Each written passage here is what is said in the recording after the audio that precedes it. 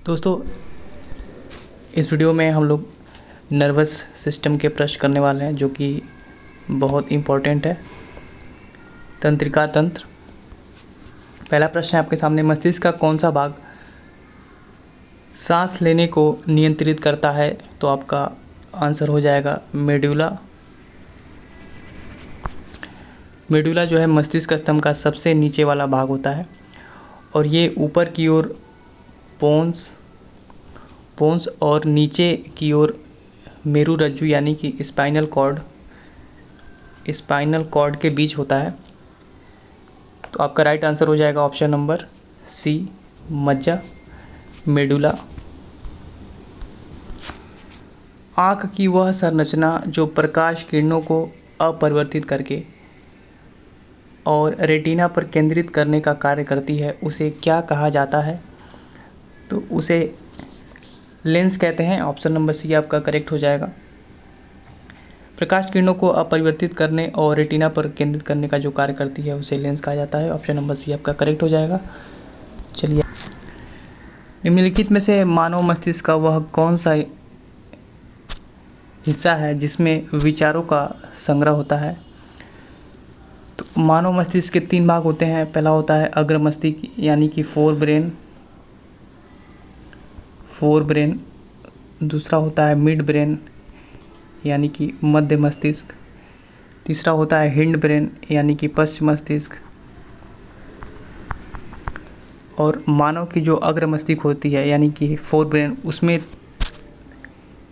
3 भाग होते हैं। पहला होता है ऑलफैक्टरी ब्रेन, इसको घ्राण मस्तिष्क बोलते हैं, घ्राण मस्तिष्क। उसके बाद होता है सेरेब्रम,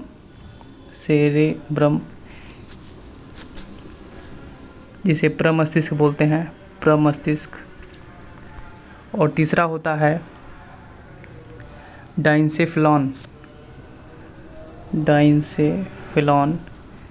जिसको अग्र मस्तिष्क पश्च बोलते हैं। तो ये तीनों जो होते हैं ये अग्र मस्तिष्क यानी कि फोर ब्रेन के भाग होते हैं। अग्र मस्तिष्क यानी कि फोर ब्रेन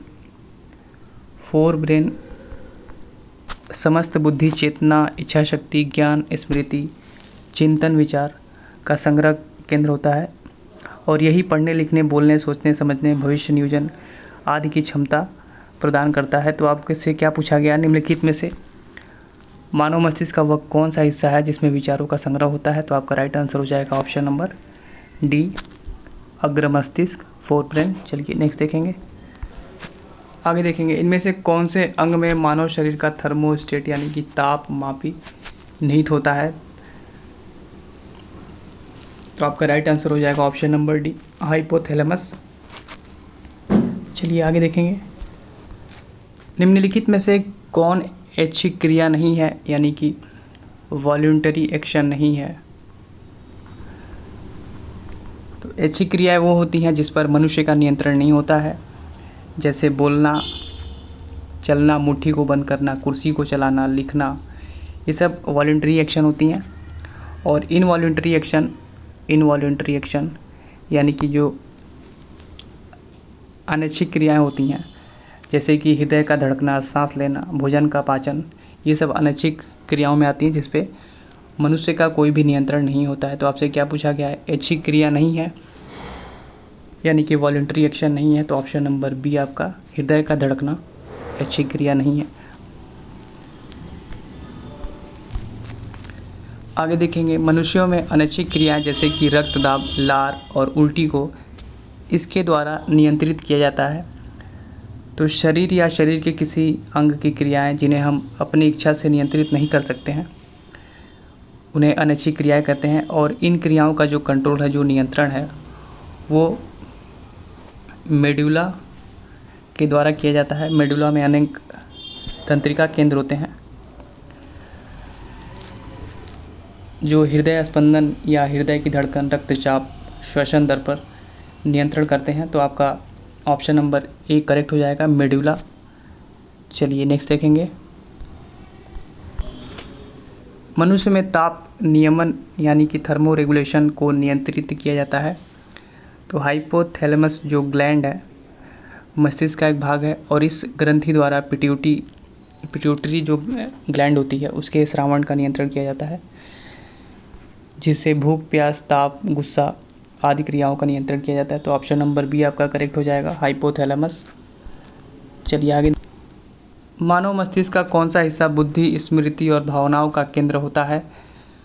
तो सेरेब्रम मस्तिष्क का वह हिस्सा है जो बुद्धि, स्मृति और भावनाओं का केंद्र होता है। इसे प्रोजेनसिफ्लॉन भी बोलते हैं, प्रोजेनसिफ्लॉन।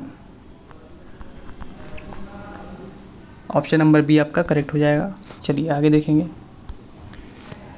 हमारी आंखों में लेंस का काम है आंखों को ढकना, मस्तिष्क को छवियों के संदेश भेजना, आंख की फोकस दूरी को बदलना या फिर चोट से आंखों की सुरक्षा करना। तो हमारी आंखों में जो लेंस का काम है वो है आंख की फोकस दूरी को बदलना। ऑप्शन नंबर सी आपका राइट आंसर हो जाएगा। चलिए नेक्स्ट देखेंगे। रेटिना का वह क्षेत्र जहां दृष्टि सर्वाधिक होती है क्या कहलाता है? रेटिना का वह क्षेत्र जहां दृष्टि सर्वाधिक होती है वह गर्तिका कहलाता है। ऑप्शन नंबर सी आपका राइट हो जाएगा। आगे देखेंगे। मानव की आंख निम्न में से किस सिद्धांत पर काम करती है? तो मानव की आंख प्रकाश के अपवर्तन सिद्धांत पर काम करती है। ऑप्शन नंबर सी आपका सही हो जाएगा। सामान्य आंख के लिए स्पष्ट दृष्टि की न्यूनतम दूरी क्या है? तो सामान्य आंख के लिए स्पष्ट दृष्टि की जो न्यूनतम दूरी है वो है 25 centimetre. Option number C correct answer है। चलिए,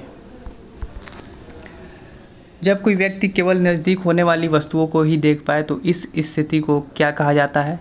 दूरदृष्टि दोष, दृष्टि वैषम्य, निकट दृष्टि दोष या फिर दृष्टिपटल विकृति। तो जब कोई व्यक्ति केवल नज़दीक होने वाली वस्तुओं को ही देख पाए तो इस स्थिति को निकट दृष्टि दोष कहा जाता है। इसमें क्या होता है कि वस्तु का जो प्रतिबिंब होता है रेटिना पर न बनकर रेटिना के आगे बन जाता है और इसका जो निवारण है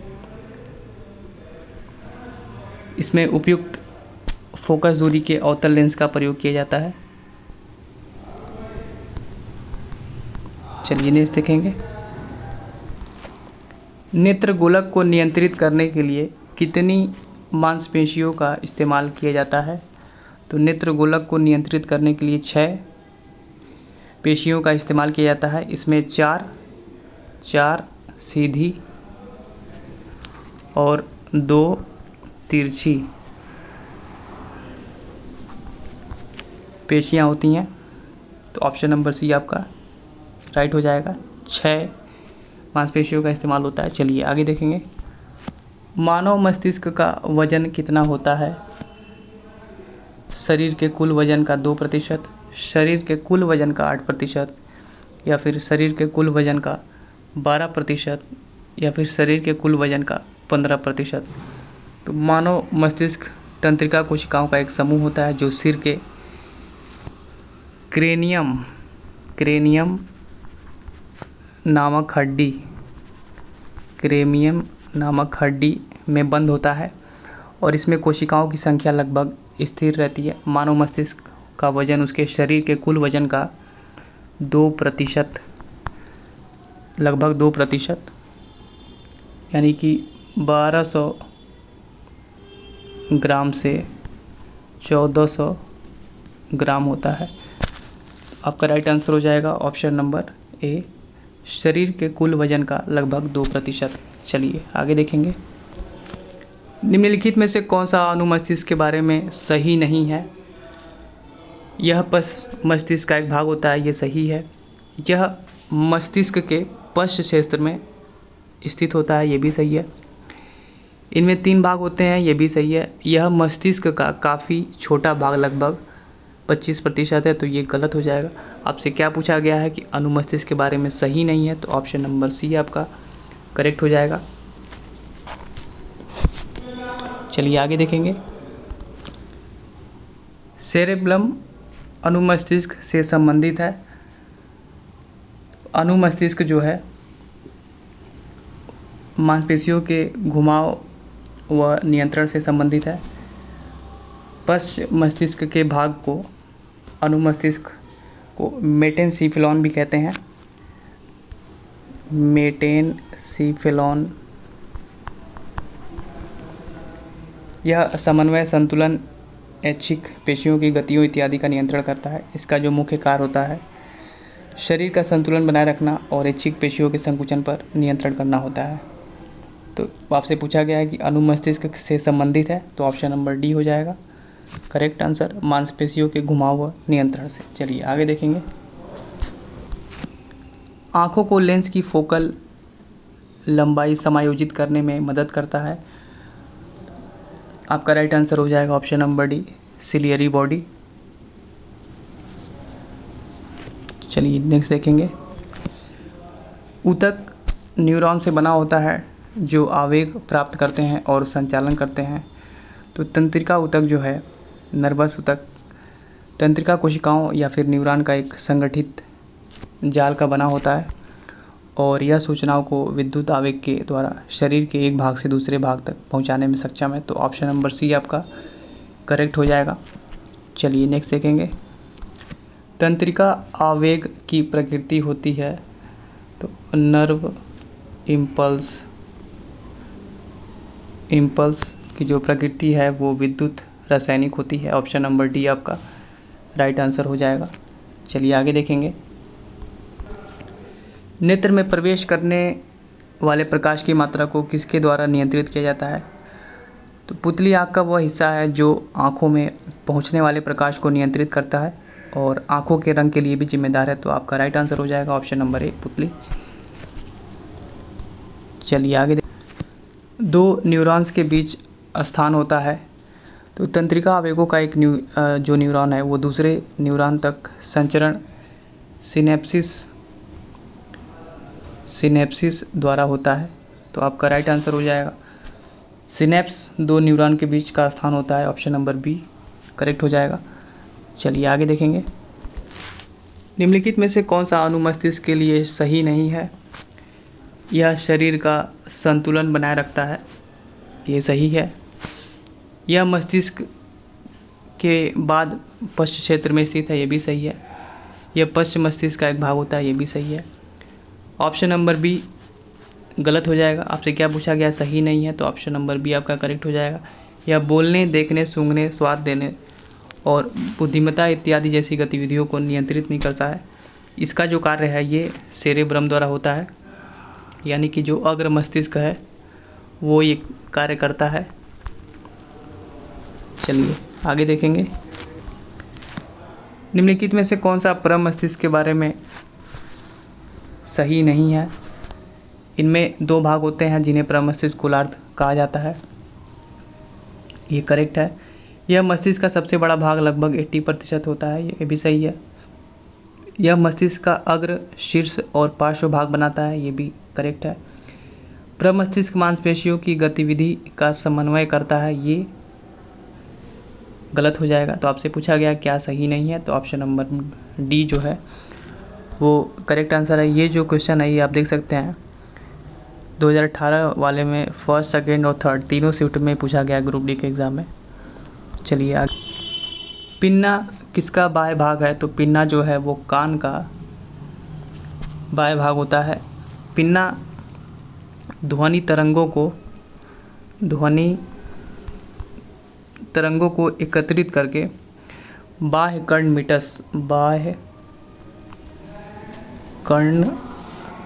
मीटस यानी एक्सटर्नल ऑडिटरी मीटस में भेजता है। यह बाह्य कर्ण में पाया जाता है। तो आपका करेक्ट आंसर हो जाएगा ऑप्शन नंबर सी, कान। पिन्ना जो है वो कान का बाह्य भाग है। चलिए आगे देखेंगे। राड और कोन पाए जाते हैं। तो रेटिना जो है वो नेत्र की सबसे भीतरी परत है जिसमें दो प्रकार की संवेदी कोशिकाएं पाई जाती हैं। पहली होती हैं शलाका कोशिकाएं जिन्हें रॉड कहते हैं और दूसरी होती हैं शंकु कोशिकाएं जिन्हें कोन कहते हैं। तो शलाका कोशिकाएं क्या करती हैं? ये छाया वह अंधकार में देखने के लिए संवेदी कोशिका हैं। वहीं अगर शंकु कोशिकाएं की बात करें तो ये तेज प्रकाश में देखने और रंगों का विभेद करने के लिए संवेदी कोशिकाएं हैं। तो आपका करेक्ट आंसर हो जाएगा राड और जो कोन है वो आँख में पाए जाते हैं। ऑप्शन नंबर सी करेक्ट हो जाएगा। चलिए आगे। कार्टी अंग का संबंध डैश से है, तो कार्टी अंग का संबंध सुनने से है। ऑप्शन नंबर ए आपका करेक्ट हो जाएगा। चलिए आगे देखेंगे। ईयर ड्रम का दूसरा नाम क्या है, तो ईयर ड्रम का दूसरा नाम कर्णपटही झिल्ली होता है। ऑप्शन नंबर सी आपका करेक्ट हो जाएगा। चलिए आगे देखेंगे। कान का कौन सा भाग ध्वनि कंपनों को विद्युत संकेतों में बदलता है, तो कान का जो काकलिया जो भाग होता है वो ध्वनि कंपनों को विद्युत संकेतों में बदलता है। तो आपका करेक्ट आंसर हो जाएगा ऑप्शन नंबर ए काकलिया। चलिए नेक्स्ट देख। ऑल फैक्ट्री शब्द निम्नलिखित में से किससे संबंधित है, तो ऑल फैक्ट्री शब्द गंध से संबंधित है। ऑप्शन नंबर डी करेक्ट हो जाएगा। एक न्यूरॉन के कोशिका रखने को क्या कहा जाता है,